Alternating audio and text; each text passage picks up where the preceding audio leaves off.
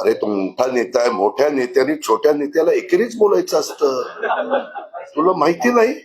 आपण आपल्या मुलांना किंवा खालच्या गडी माणसाला अहो या बसा, पाणी आणून देता का हो, असं नाही, हे पाणी आणून दे. त्याच्यामुळं त्याला तो मोठा असल्यामुळे तो अजित पवार त्याला चिल्लर वाटतो म्हणून तो एके बोलला.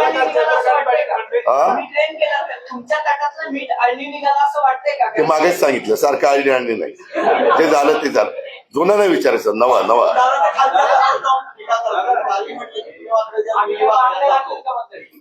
हो का, ह्यामध्ये काय बोलायचं त्यांना बोलू द्या. आम्हाला विकास करायचा आहे. आम्ही उत्तम जाहीरनामा दिलेला. आम्हाला ते शहर मागं जसं घडवलंय किंवा आज पुण्याचं बद्दल अनेक जण वेगवेगळ्या प्रकारचे प्रश्न विचारतात, त्याला कुठंतरी थांबवून पुन्हा पुण्याचं गतवैभव आपल्याला द्यायचंय आणि त्याकरता आम्ही पुढे आलेलो आहोत.